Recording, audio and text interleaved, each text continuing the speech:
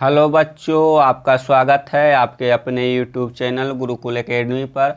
आज हम class 10th के बायोलॉजी के चैप्टर 5 में जितने भी महत्वपूर्ण ऑब्जेक्टिव क्वेश्चन हैं उसे देखने, तो आप वीडियो में अंत तक बने रहें और देखें कि आपसे किस प्रकार के ऑब्जेक्टिव क्वेश्चन बोर्ड एग्जाम में पूछा जा सकता है। तो इसी प्रकार से अन्य वीडियो को देखने के लिए आप प्ले लिस्ट पर जा सकते हैं, वहां आपको 10th के अन्य सब्जेक्ट के चैप्टर वाइज वीडियो उपस्थित मिल जाएंगे। तो जाइए और उसे भी देखिए। चलिए शुरू करते हैं आज के पहले क्वेश्चन से। आज का पहला क्वेश्चन है, इसमें पूछा गया है कि इंसुलिन की कमी से होता है। तो इंसुलिन की कमी से निम्नलिखित में से क्या होता है? तो ऑप्शन है घेघा रोग, बौनापन या फिर मधुमेह या इनमें से कोई नहीं। एक का सही उत्तर हो जाएगा ऑप्शन सी। जो इंसुलिन है, इंसुलिन की कमी के कारण हमें मधुमेह यानी फिर जो चीनी रोग है वो हो जाता है। तो एक का सही उत्तर ऑप्शन सी हो जाएगा। अगला क्वेश्चन है क्वेश्चन नंबर 2। इसमें पूछा गया है कि निम्नलिखित में से कौन उत्पादक है? निम्नलिखित में से कौन उत्पादक है? तो 2 का ऑप्शन है सर्प, मेढक, ग्रास हॉपर या फिर घास। तो निम्नलिखित में से कौन उत्पादक है? तो 2 का सही उत्तर ऑप्शन डी हो जाएगा घास। हम उत्पादक उसे कहेंगे जो सूर्य के प्रकाश से अपना भोजन तैयार करके खुद भी पोषण करता है और दूसरों के लिए भी पोषण के रूप में, यानी कि सूर्य के प्रकाश को पोषक के रूप में अपने अंदर संग्रहित करता है, तो उसे हम उत्पादक कहते हैं। तो ऐसा कार्य करने वाला ऑप्शन में केवल घास दिख रहा है। तो 2 का सही उत्तर ऑप्शन सी हो जाएगा घास। या फिर हरे पेड़ पौधे जितने भी सारे हैं सभी उत्पादक के श्रेणी में आते हैं। तो 2 का सही उत्तर ऑप्शन डी हो जाएगा। अगला क्वेश्चन है क्वेश्चन नंबर 3। इसमें पूछा है कि मनुष्य के शरीर में कीटनाशक कैसे पहुंचते हैं? मनुष्य के शरीर में कीटनाशक कैसे पहुंचते हैं? सिर्फ जल से, सीधे वातावरण से, अनेक पोषी स्तरों से, इनमें से कोई नहीं। तो सही उत्तर ऑप्शन सी हो जाएगा। अनेक पोषी स्तरों से मनुष्य के शरीर में कीटनाशक पहुंचते हैं। अगला क्वेश्चन नंबर 4। इसमें पूछा है कि अजैव वयस्क के अंतर्गत कौन आते हैं? अजैव अवयव के अंतर्गत कौन आते हैं? ऑप्शन है भौतिक वातावरण, पोषण, जलवायु, इनमें से सभी। तो अजैव अवयव के अंतर्गत कौन आते हैं? तो 4 का सही उत्तर ऑप्शन डी हो जाएगा, इनमें से सभी। अजैव अवयव के अंतर्गत भौतिक वातावरण, पोषण, जलवायु ये सभी आते हैं। तो 4 का सही उत्तर डी हो जाएगा। अगला क्वेश्चन है क्वेश्चन नंबर 5। इसमें पूछा गया है कि जैविक अवयव के अंतर्गत कौन आते हैं? जैविक अवयव के अंतर्गत कौन आते हैं? जैविक का कहने का मतलब है कि जो जीवित हो। तो ऑप्शन है उत्पादक, उपभोक्ता, अपघटक, इनमें से सभी। तो जैविक अवयव के अंतर्गत ये सभी आते हैं। तो 5 का सही उत्तर ऑप्शन डी हो जाएगा। उत्पादक भी आते हैं, उपभोक्ता भी आते हैं, अपघटक भी आते हैं। तो 5 का सही उत्तर हो जाएगा डी। अगला क्वेश्चन है क्वेश्चन नंबर 6। इसमें पूछा गया है कि उत्पादक भोजन बनाने के लिए क्या करते हैं? उत्पादक भोजन बनाने के लिए क्या करते हैं? तो ऑप्शन है प्रकाश संश्लेषण, श्वसन, बाष्पोत्सर्जन, इनमें सभी। तो जो उत्पादक है वह भोजन बनाने के लिए क्या करते हैं? तो 6 का सही उत्तर ऑप्शन ए हो जाएगा। प्रकाश संश्लेषण की क्रिया करते हैं जिससे उनके लिए भोजन तैयार होता है। अगला क्वेश्चन है क्वेश्चन नंबर 7। ओजोन गैस का आणविक सूत्र है। तो निम्नलिखित में से ओजोन गैस का आणविक सूत्र क्या है? तो सही उत्तर है ऑप्शन सी, यानी कि ओजोन गैस की जो आणविक सूत्र है वह O3 होता है। अगला क्वेश्चन नंबर 8। इसमें पूछा गया है कि वायुमंडलीय ओजोन हमारे पृथ्वी की किससे रक्षा करता है? वायुमंडलीय ओजोन हमारे पृथ्वी की किससे रक्षा करता है?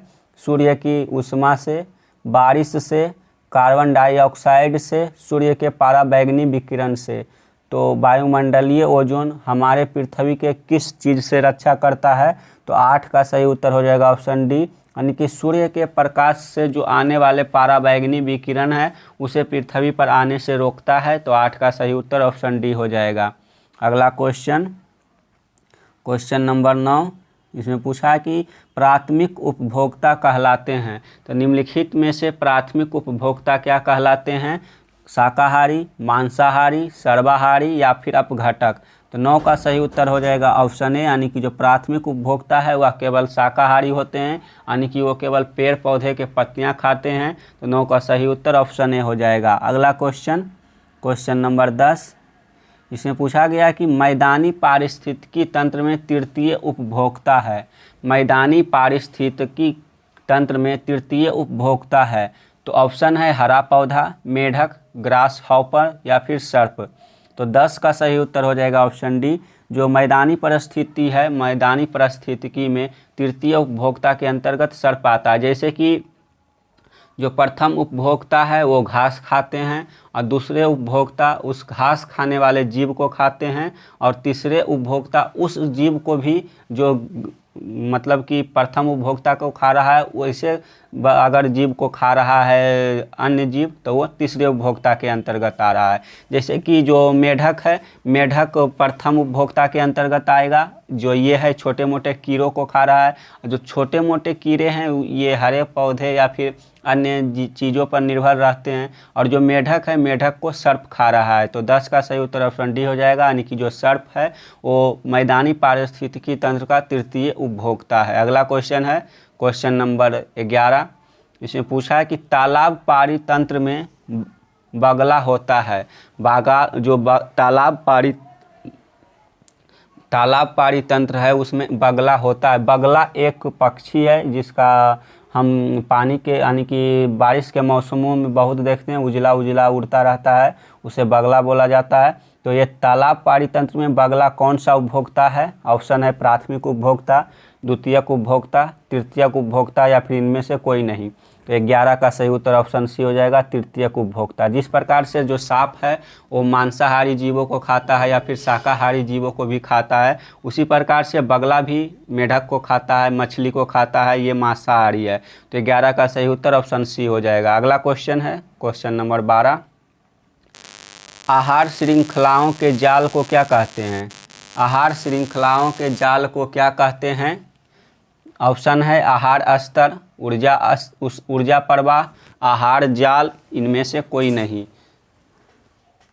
तो 12 का सही उत्तर हो जाएगा, 12 का सही उत्तर ऑप्शन सी हो जाएगा। जो आहार जाल है वह आहार श्रृंखला के जाल कहलाते हैं। तो ये 12 का सही उत्तर सी हो जाएगा। अगला क्वेश्चन है क्वेश्चन नंबर 13, इसमें पूछा गया कि कागज़ के डिस्पोजेबल कप से पर्यावरण स्वच्छ क्यों रह सकता है? कागज़ के डिस्पोजेबल कप से पर्यावरण स्वच्छ क्यों रह सकता है? क्योंकि कागज़ जैव अनिम्नीकरण है, क्योंकि कागज़ जैव निम्नीकरण है, यह सस्ता है, इनमें से कोई नहीं। तो किस कारण से कागज़ के डिस्पोजेबल कप से पर्यावरण स्वच्छ रह सकता है? 13 का सही उत्तर ऑप्शन बी हो जाएगा, क्योंकि जो कागज़ के कप होते हैं वो जैव निम्नीकरण होते हैं, यानी कि वो समय के साथ समाप्त हो जाते हैं।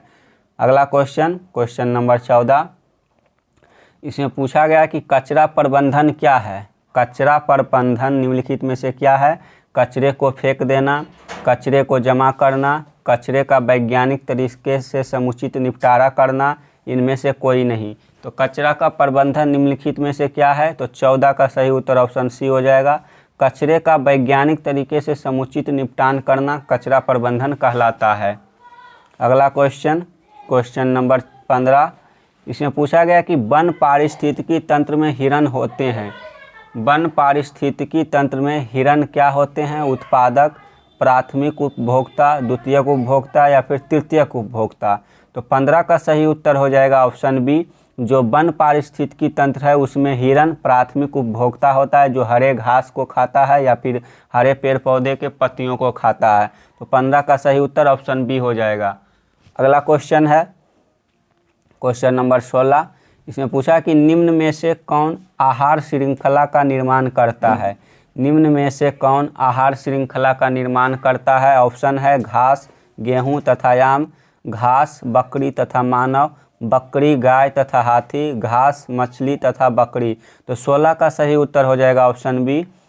जो घास, बकरी तथा मानव है ये आहार श्रृंखला को निर्माण करता है। जैसे कि जो घास है, घास को बकरी खाती है और बकरी को मानव खाता है। तो 16 का सही उत्तर ऑप्शन बी हो जाएगा। ये आहार श्रृंखला के रूप में श्रृंखलाबद्ध है।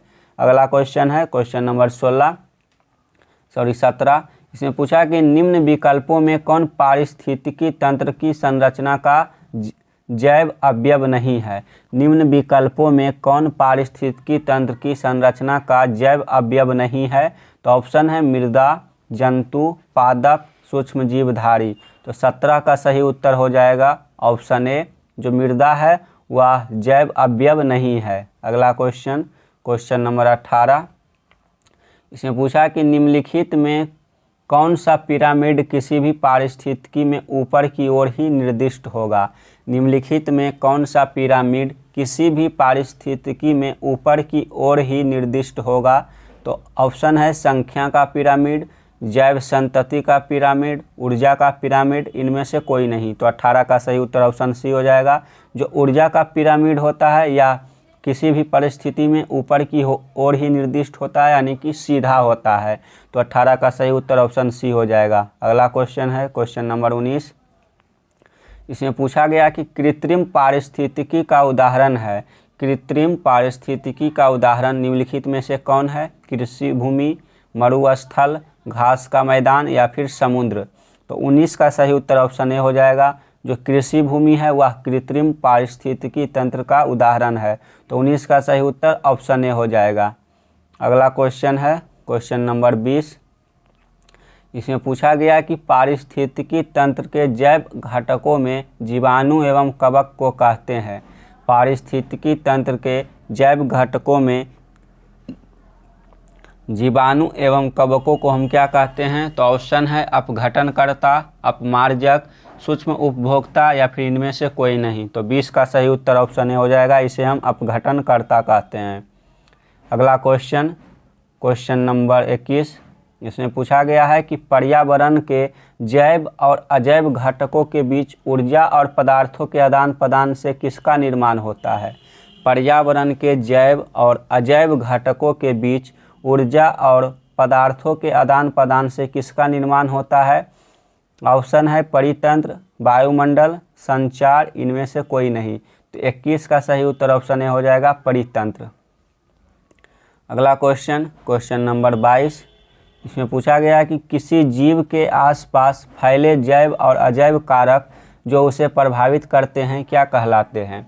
किसी जीव के आसपास फैले जैव और अजैव कारक जो उसे प्रभावित करते हैं क्या कहलाते हैं। पर्यावरण, संसार, वायुमंडल, इनमें से कोई नहीं। 22 का सही उत्तर ऑप्शन ए हो जाएगा। वे पर्यावरण या फिर वातावरण कहलाते हैं। अगला क्वेश्चन, क्वेश्चन नंबर 23। इसमें पूछा कि जो पदार्थ जैविक पराक्रम द्वारा अपघटित हो जाते हैं उन्हें क्या कहते हैं। जो पदार्थ जैविक पराक्रम द्वारा अपघटित हो जाते हैं उन्हें क्या कहते हैं। तो ऑप्शन है अजैव निम्नीकरण, जैव निम्नीकरण, अक्रिय या फिर इनमें से कोई नहीं। तो 23 का सही उत्तर हो जाएगा ऑप्शन बी, उसे हम जैव निम्नीकरण कहते हैं। अगला क्वेश्चन है क्वेश्चन नंबर 24। इसमें पूछा गया कि निम्न में से कौन एक जैविक प्रक्रम द्वारा अपघटित होने वाला पदार्थ है। निम्न में से कौन एक जैविक प्रक्रम द्वारा अपघटित होने वाला, यहाँ होने वाला और यहाँ से होने वाला पदार्थ है। तो 24 का ऑप्शन है सूखी घास पत्ता,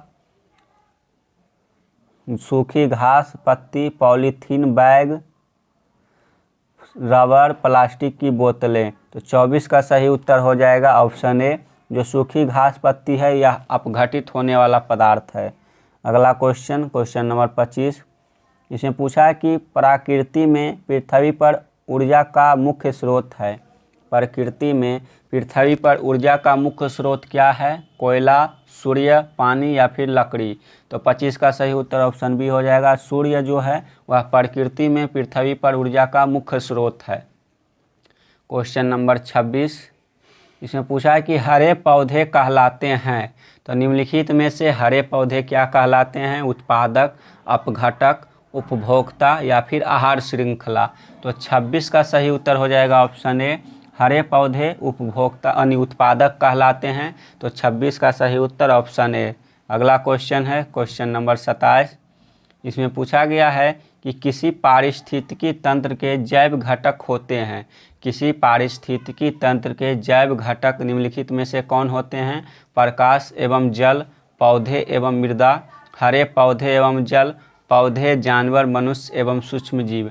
तो 27 का सही उत्तर ऑप्शन डी हो जाएगा, पौधे, जानवर, मनुष्य एवं सूक्ष्म जीव। अगला क्वेश्चन, क्वेश्चन नंबर 28। इसमें पूछा है कि पारिस्थितिकी तंत्र में संपादित होने वाली मूल क्रियाएं हैं। पारिस्थितिकी तंत्र में संपादित होने वाली मूल क्रियाएं क्या है? ऊर्जा प्रवाह, जैव और अजैव वातावरण के बीच आदान प्रदान, अजैव पदार्थों का चक्रीय पथ द्वारा प्रवाह, इनमें से सभी। तो 28 का सही उत्तर ऑप्शन डी हो जाएगा, इनमें से सभी। अगला क्वेश्चन, क्वेश्चन नंबर 29। इसमें पूछा है कि निम्न में कृत्रिम पारिस्थितिकी तंत्र कौन है? निम्न में कृत्रिम पारिस्थितिकी तंत्र कौन है? फुलबाड़ी, पार्क, जल जीवशाला, इनमें से सभी। तो 29 का सही उत्तर ऑप्शन डी हो जाएगा, जो इनमें से सभी है वह कृत्रिम पारिस्थितिकी तंत्र का उदाहरण है, जैसे फुलबाड़ी, पार्क, जल जीवशाला। अगला क्वेश्चन, क्वेश्चन नंबर 30। आज हम क्वेश्चन नंबर 30 तक ही देखेंगे, बाकी के बचे हुए क्वेश्चन को पार्ट 2 वीडियो में कवर कर लेंगे, तो आप उसे भी देखिएगा। क्वेश्चन नंबर 30 में पूछा है कि कौन से पदार्थ का अपघटन पर्यावरण में नहीं हो सकता है? कौन से पदार्थ का अपघटन पर्यावरण में नहीं हो सकता है? प्लास्टिक, सूखे पत्ते, मृत जीव और भोजन। तो 30 का सही उत्तर हो जाएगा ऑप्शन ए, जो प्लास्टिक है। प्लास्टिक का पर्यावरण में अपघटन नहीं हो सकता है, तो 30 का सही उत्तर ऑप्शन ए हो जाएगा। तो आज के वीडियो में हम टोटल 30 क्वेश्चनों को देखे हैं, तो हम आशा करते हैं कि इतना क्वेश्चन आपको समझ में आया होगा। बाकी के बचे क्वेश्चन अगले वीडियो में देख लेंगे, तो आप उसे भी देखना ना भूलिए। तो आप इसी प्रकार से जुड़े रहिए और अपनी तैयारी को बेहतरीन करते रहिए। चलिए मिलते हैं एक नए वीडियो के साथ, तब तक के लिए धन्यवाद।